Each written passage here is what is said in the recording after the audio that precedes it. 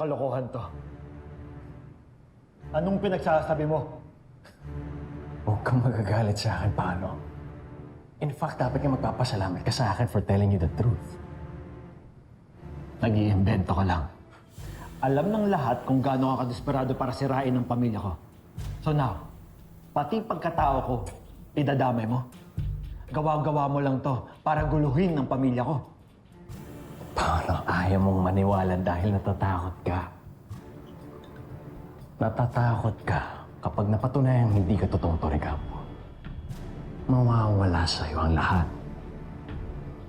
Ang yaman, ang posisyon, ang pangalang ginagamit mo para makuha mong lahat. Hindi ba?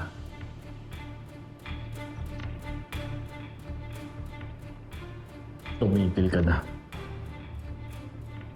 Babasagin ko yung muso mo. Go ahead, Paolo. Sapahan mo ako. Hit me with everything that you got. But it won't change the fact na isang malaking kasinungalingan ang buong buhay mo. At huwag kang magagalit sa akin dahil hindi akong nanggago sa iyo. Sa sarili mong nanay, dapat kang magalit. Dahil siya ang naging eksperto sa pagtago ng baho niyo. Siya ang nagsinungaling sa iyo mula nang pinanak ka.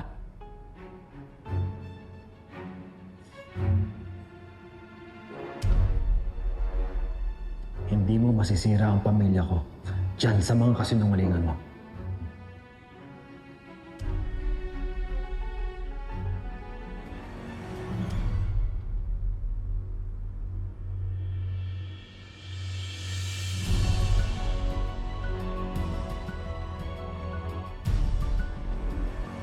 Ano naman ang basehan ni Aldrin para sabihin ang mga bagay na yun?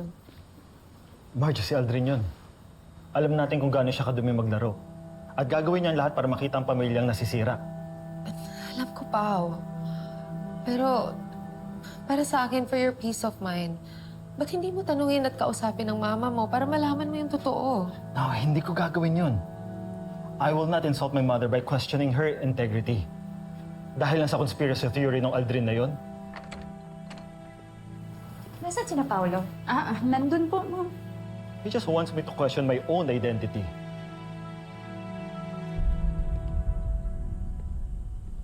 He just wants me to feel small. Para wala nang haharang sa kanya sa pag-take over sa company. But I will not fall into his trap. Pero, Pao, Gusto niyo lang kaming pag-away na dalawa ni Edward. Pero hindi ko hayaan mangyari yun. Dahil pipigilan ko na siya bago niya pa ipagkalat yung mga pinagsasabi niya sa akin. Bakit sila mag-aaway ni Edward? At bakit sobrang triggered si Paolo sa sinabi ni Aldrin? Good evening! Saya, Kanina ka pa ba nandyan? Hindi. Kadadating ko lang. Kakamustahin ko lang sana kung nakausap niyo na ulit si Manang Yoli.